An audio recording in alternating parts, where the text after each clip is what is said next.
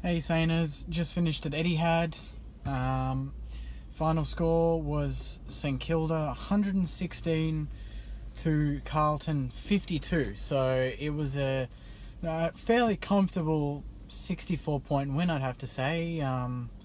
First 20 minutes of the game, I thought we were okay. We were quite scrappy, and it just seemed like a game where it was like, great, this is going to be a struggle for both teams for the majority of the game, and it's going to be that game that everyone talks about the next day, like, oh shit, did you watch that? How shit was that? How bad were both teams? But in the end, we got our outside game going. Carlton fell away, which is something they tend to do. They always start like a house on fire. Cripps was, I said it to my mate, I was like, he's going to get 200 Supercoach points because he was just on fire.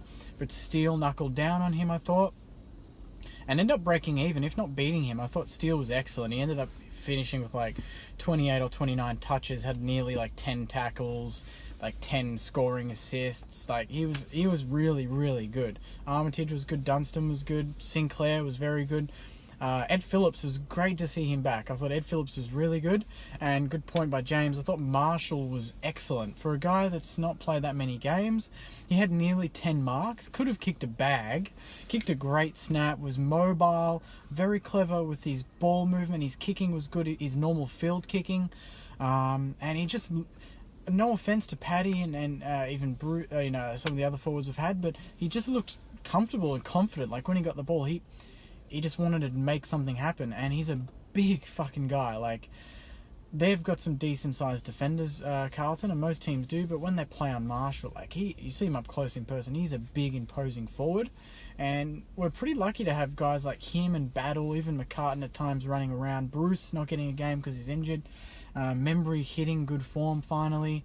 We've got a lot of tools, a lot of stock there that we can use, so that's kind of exciting. Bailey Rice was a late in, so Seb Ross was out with illness and Bailey Rice came in, and he's a player that I thought it was quite harsh to drop him for so many weeks. I thought he's deserved to be back in the team, and he's played well, and I thought he was excellent. Like we weren't challenged in defence, so I can't really say that a lot of our defenders were game changers and played amazingly, but they did the job. And Bailey Rice, there were a few one-on-ones, a few tackles, and big contests they did to punch the ball, and I thought he did really well. Like I think he's a comfortable player that should be very much a lock most weeks in the team, especially when you've got guys that have been like Webster that's been in and out, Carlisle's that's been in and out. Mackenzie as well, I think he's a very good player, and he's a good kick. Savage was great, I thought. Hickey has proved, that around the ground play from a ruckman is very important. At times, I used to believe that I don't care, I used to back Longer and say that I just want us to win the clearance and that's it. But when you see Hickey around the ground and taking marks, from kick-outs and handballing to midfielders running past him, gathering it below the knees like he did, it's worth its weight in gold. It was really important. I mean, it helped that it was, sad to see that Cruiser had to go off at quarter time and didn't take any further part in the game. But that basically just meant Hickey could run on his own and do whatever he wants. Occasionally we put Marshall in the ruck, but Hickey was fairly dominant. Jack Stephen was very good. I mean, also another thing I discussed with my mate was, imagine Jack Stephen not getting a tag every week. Imagine if we had another player like a Sloan, like a Kelly or someone, hypothetically, that we could have gotten last season. He would have no tag because of their stature in the game, and he would just dominate. Like, he's so fast, he loves the uncontested game, and if we can keep it that way and have him more outside, have a brute on the inside, like a Cripps. I mean, Cripps deserves, no offence to Carlton, and I hope no Carlton fans take offence to this, but he is a super, super talent. Seeing him up close, he is a fucking freak. And you just see him in that team, and it's just like, he could be killing it somewhere else. But, it'd be interesting to see if he remains loyal and sticks around. But we'll keep this towards us. We'll talk about us. It's kind of a hard game for me to review because we played a bottom team who's won one game for the season. We haven't been great ourselves, but I was fairly confident if we played okay, we'd get a win. I didn't think, kind of surprised that it ended up being 10 goals, but it was, which is nice. But it's hard to review because were we really good? Were we good enough? Were we okay? And that's all it takes against Carlton. Were Carlton particularly poor?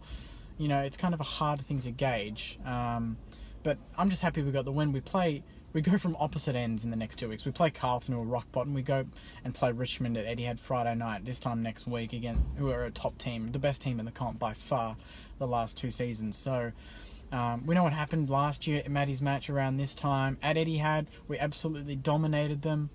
Kind of came out of the blue. Hopefully we can be competitive next week. I've heard word that Akers will be back. He's not playing VFL this week. He's just going to be rested, so he will be back next week. Nathan Freeman, who knows what will happen with him, but when I look at a game like tonight that was so uncontested, so slow from Carlton's perspective, if we had have had, would it have hurt to have Nathan Freeman in there running around? He could have, I reckon he would have dominated. It wouldn't have hurt.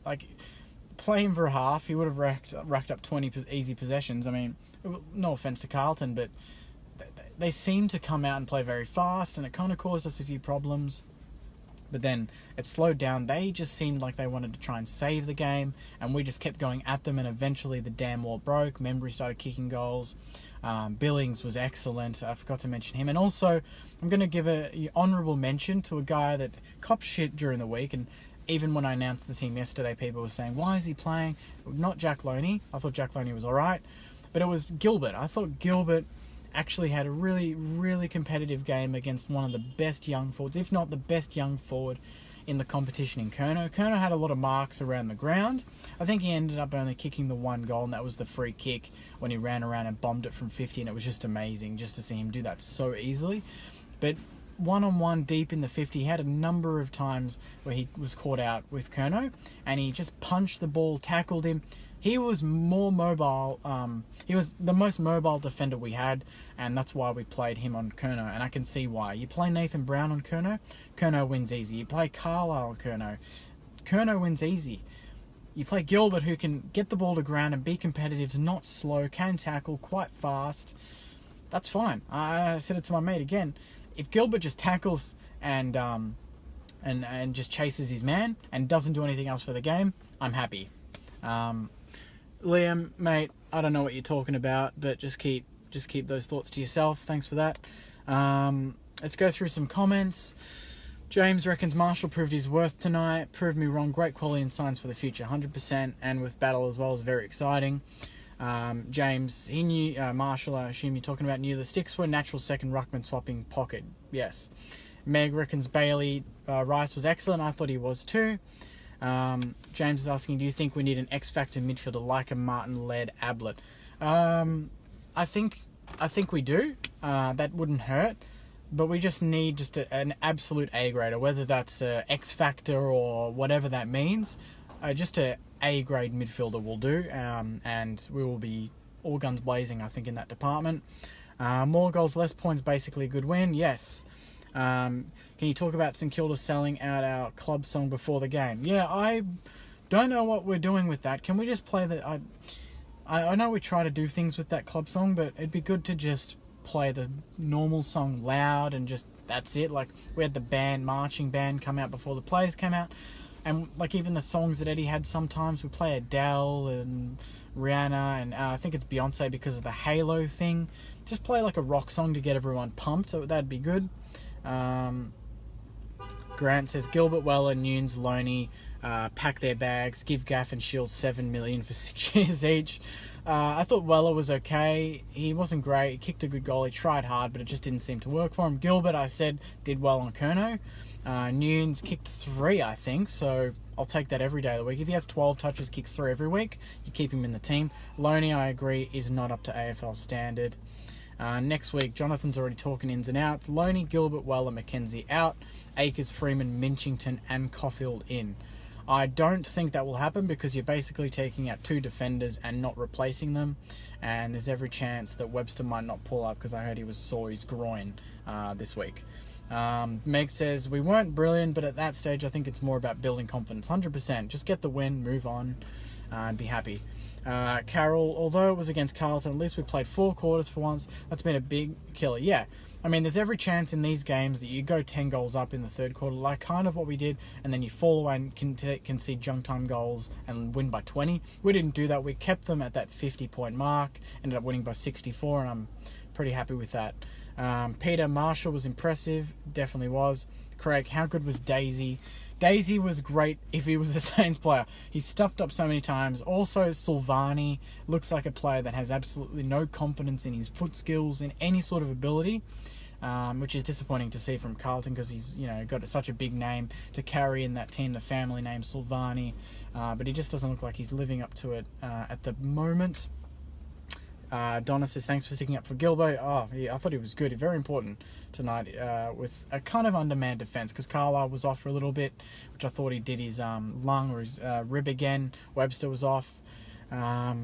Chris, someone to help push along with Stuv, Marshall, very strong, and Battle will boost that 100%. Can you imagine a forward line of Battle, Marshall, and Membry? We're not even including Bruce or McCartan in that, and already that seems very exciting. They're super mobile, and they're pretty happy with that. Billings is in form. Yeah, he could have had a bag like I posted. I thought he was excellent, but I think he kicked 2 goals, 3 or something. But he had over 20 possessions. He looked angry. He was tackling. He set up so many goals. So his score involvements was very high, and that's what we want from him. He's a creative playmaker, and he did that tonight, and that's all we want. James says Hickey was great, and Darren says Battle just told BT he's available next week.